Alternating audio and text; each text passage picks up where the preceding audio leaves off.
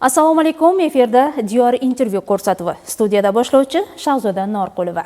Bugun ham barchamiz uchun muhim bo'lgan mavzularda fikr mulohazalar yuritamiz.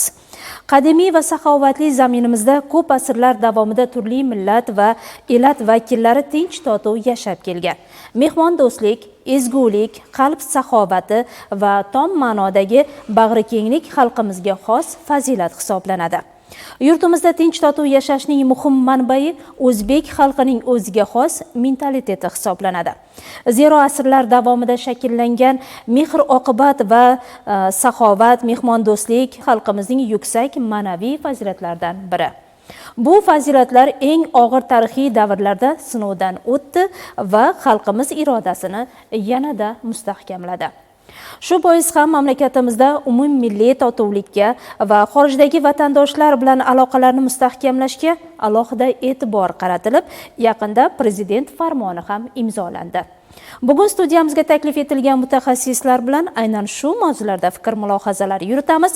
Demak, ular bilan tanishib oling. Viloyat Qozoq Milliy madaniy markazi raisi O'tep Saydamanov, Qirg'iz Milliy madaniy markazi rahbari Mamat Gulboyev hamda Jizzax davlat pedagogika universiteti dotsenti Nurmaxan Abdukarimov bo'ladilar. Assalomu alaykum, xush kelibsiz. Alaykum assalom. Keling, dastlab mazkur farmonning mazmun mohiyatiga to'xtalib o'tsak. Umummilliy totuvlik va xorijdagi vatandoshlar bilan aloqalarni mustahkamlashni yangi bosqichga olib chiqishga doir chora-tadbirlar to'g'risida Prezidentimizning 2025-yil 19-mart kuni 52-sonli farmoni imzolandi.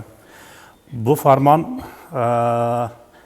chiqishi bilan mana shu O'zbekiston Madaniyat vazirligi huzuridagi millatlararo munosabatlar va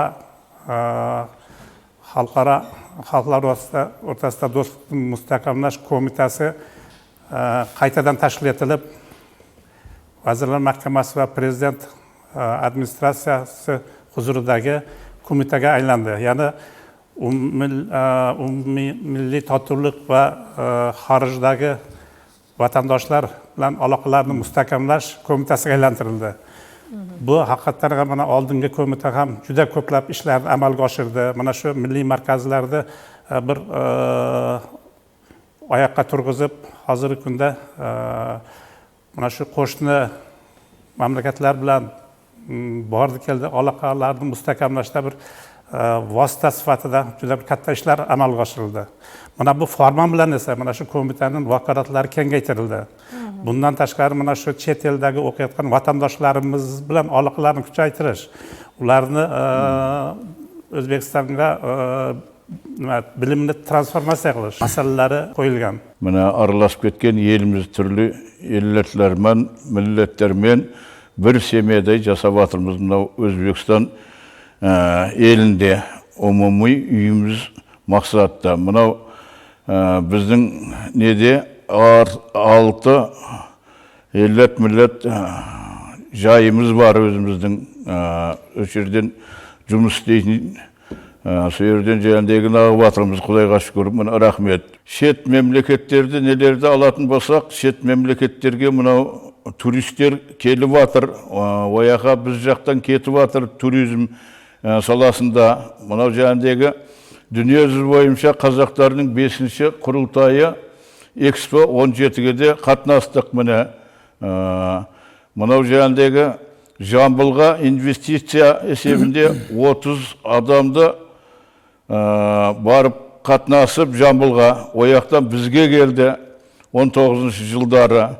Сондай мына Түркістанға, мына шет мемлекеттен басқа жерден ағанша өзіміздің ағайындарды нағылайық деп біздерді шақырып инвестор есебінде мына депутаттар сайлауына қатынастық мына Өзбекстан елінен. Бұның барлығы мына қазіргі осы күнге шейін достықтың белгісі. 1919 жылда қызмет сапары bilan Fransияға барғанымда, o'sha yerda tasodifan bir asli buxoralik, mana shu Jizzaxdan uylangan bir yigit bilan tanishib qoldim. Bu yigit Toshkentda diplomatiyani bitirib, keyin u yerga magistraturaga o'qishga boradi-da, magistraturani bitirgandan keyin 2000 ga yaqin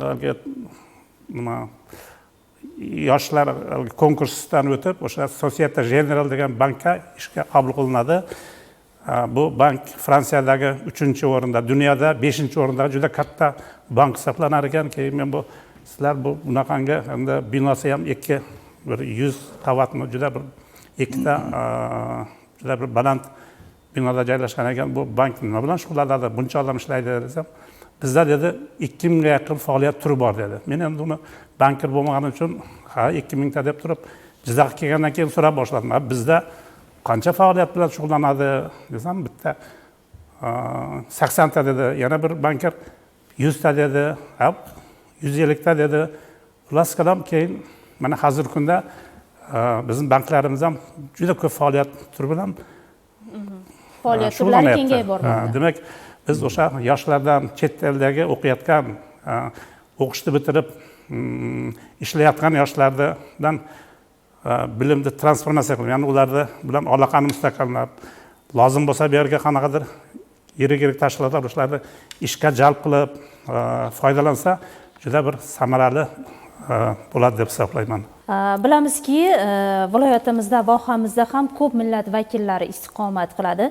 Qaysidir ma'noda aynan yurtimizning ravnaqi va xalqimizning farovonligida ularning ham hissalari ko'p bo'lmoqda. Keling, shu haqida fikrlaringizni eshitamiz.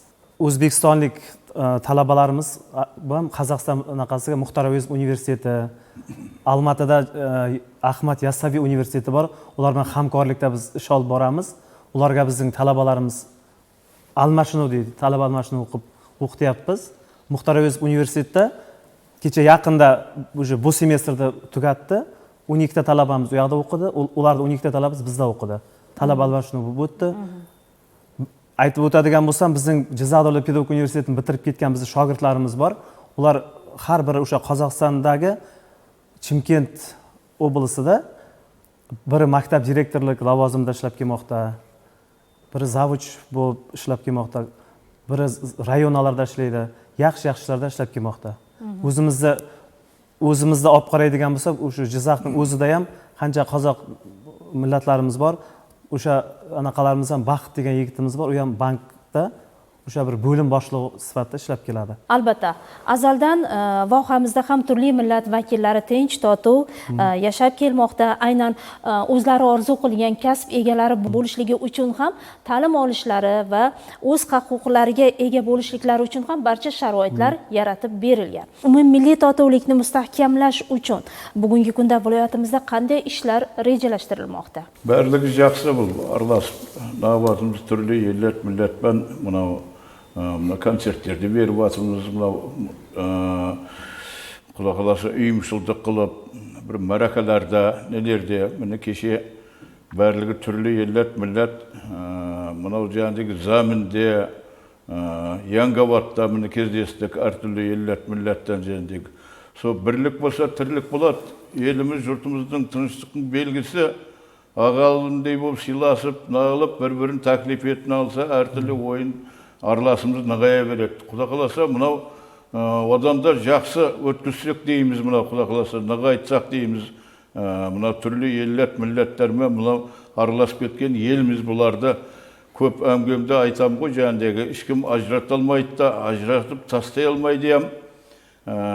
O'zbekiston umumiy uyimiz maqsadda O'zbekistonda jasovatdan keyin vatanımız, elimiz, yerimiz Xudoga şükür, rahmet, meni jamançılık ko'rib atqani yo'qmiz. Mına elbasimiz, prezidentimizga rahmet, shafqat berib olishga. O'zbekistonda yagona vatan shiori ostida O'zbekistondagi barcha millat va elat vakillarining o'zaro tengligi, birdamligini va ularning O'zbekiston taraqqiyotiga qo'shayotgan hissalarini e'tirof etish maqsadida ham turli tadbirlarni o'tkazish aynan farmon yuzasidan belgilab berilgan, to'g'rimi? Iya, o'tkazib o'tirmiz. Xuddi shunday birgalikda kuchimiz shiori ostida barcha millatlar o'rtasida turli-tuman tadbirlar o'tkazish belgilangan. Bundan tashqari mana bu ekologiyani saqlash maqsadida turli tadbirlar o'tkazish belgilangan.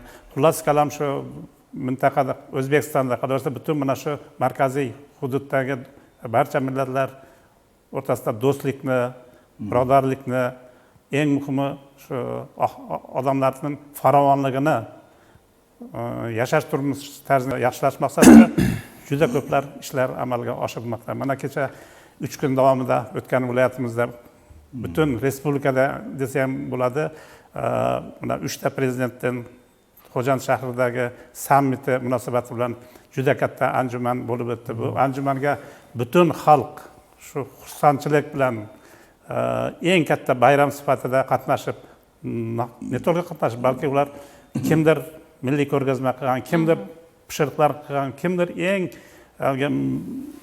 azaldan ota bobolarimiz pishirib kelgan eng milliy taomlarni pishirib kelgan, xullas qalam hammaning yuzida bir xursandchilik kayfiyatini, qayerga borgan bo'lsak shunaqangi kayfiyatni ko'rdik.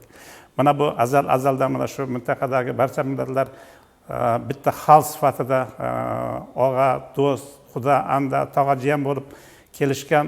Mana buning misoli mana shu yanvar-fevral oyida O'zbekistonga kelgan turistlarning qariyb bir 62% Qirg'izistondan va Tojikistondan kelgan turistlarni tashkil qilar ekan. Demakki, mana shu mintaqada milliy munosabatlar juda yaxshi qo'yilgan, do'stlik juda yaxshi qo'yilgan. Kecha bo'lib o'tgan sammit mana shu tinchlik, farovonlikni mustahkamlash yo'lidagi juda bir katta tarixiy voqea bo'ldi desak bo'ladi. O'zbekistonning yagona vatan shiori ostida o'tkazilayotgan mana shunday ajoyib tadbirlarimiz esa turli millat vakillarining o'z milliy urf-odatlarini bemalol namoyish etishi va millat vakillarini o'zga millat vakillarining milliy urf-odatlarini, an'analariga hurmat ruhi bilan boqishi va aynan mana shunday o'zaro hamjihatlikni, totuvlikni mustahkamlashga yaxshigina xizmat ko'rsatmoqda. O'ylaymizki, farmon yuzasidan olib boradigan mana shunday tadbirlarimiz yanada mana shunday mustahkamlikni, totuvlikni mustahkamlaydi degan umiddamiz. Xorijdagi vatandoshlar bilan aloqalarni mustahkamlash aynan farmonda belgilab berildi. Shu haqida ham fikrlaringiz bo'lsa eshitamiz. Mana Qozog'iston bilan mana O'zbekiston, mana Jetsay tarafına o'tayotgan chegara, mana Jibek yolu deytin et burun. Jibek yolu su yerden öteyet Jibek yolu. Bunu aşağımız Xudo qilasa. Endi köptün buna jayandagi aytib atkan, xalqtın aytib atkan әңгімесін aytib atırım qoy. Осы yolda aşıp nağılsa turizmde keledi, tamaşa qılıp köredi. Bu yaqtan o yaqa baradi, o yaqtan bu yaqa baradi, o yaq Türkistan var, Jambul var, ne var, прямой kete berse болады, uzak жерді жақынdatып. Xudo qilasa осы мәселені кеше мынау жайындегі елшімізге елшіге мырзаға да айттым, Құда қаласа биыл ашылады деді. Сондай нелеріміз ашылса, қарым қатынасымыз, мынау жайындегі туризм молаятын еді. Көбейеді туризм енді. Көп адамдар келеді, базар, сауда, сатығы дегенде әйтеуір. Мына ұзақ жері ағайындары бар, ағайындарына барады, келеді, жақсы болатын еді. Сол мәселе бойынша айтып атқан әңгімемде осыны мәселе шешілсе, енді басшыларымыз, құрметті елбасыларымыз, мынау елші мырзаларымыз шешеді ғой енді, Құда қаласа деп соны айтатын әңгімемен. Рахмет. Farmon bilan xorijdagi vatandoshlar bilan doimiy aloqa qilish bo'yicha forum tashkil etilmoqchi. Bu bilan o'sha xorijdagi yoshlarimiz, xorijda ishlayotgan mutaxassislar yordamida qanaqadir ma'lumotlar olish ko'zda tutilgan. Ularni mana shu o'zimizga jalb qilib, men o'ylashimcha mana yirik kompaniyalar maslahatchi qilib, mana ishga olsa bo'ladi. Shu orqali ham qanaqadir o'sha yerda chet el, endi chet eldagi bo'layotgan yangiliklardan xabardor bo'lish imkoni yaratiladi deb o'ylayman. Albatta, shu bilan birgalikda xorijdagi vatandoshlarimiz bilan aynan bilimlar, tajribalar almashuvi ham aynan belgilab berilgan. Va shu bilan birgalikda investitsiyalar kiritish va investitsiya kiritishni xohlayotgan xorijdagi vatandoshlarimizni qo'llab-quvvatlash, ular uchun barcha sharoitlar, imkoniyatlar yaratilishi ham farmonda to'g'ridan-to'g'ri belgilab berildi. So'nggi yillarda erishilgan barcha yutuqlarimizning asosi ahillik va hamjihatlik, yurtimizdagi tinchlik va barqarorlik hisoblanadi. Bu boylikni asrab-avaylashimiz va kelajak avlodlarga yetkazishimiz kerak. Zero tinchlik va osoyishtalik, millatlararo totuvlik, diniy bag'rikenglik zamonaviy O'zbekistonning o'ziga xos xususiyatlaridan biri hisoblanadi. Yurtimizda hukm surayotgan millatlararo totuvlik va hamjihatlik abadiy bo'lsin deymiz. Studiyamizga tashrifingiz, mazmunli, kerakli suhbatingiz uchun sizlarga katta rahmat. Bu Jizzax viloyat teleradio kanalining Diyor intervyu ko'rsatuvi edi. Bizni kuzatishda davom eting. Keyingi ko'rsatuvlarimizda ham barchamiz uchun muhim bo'lgan mavzularda mutaxassislar bilan birgalikda fikr, mulohazalar yuritamiz. Hozircha esa xayr, salomat bo'ling.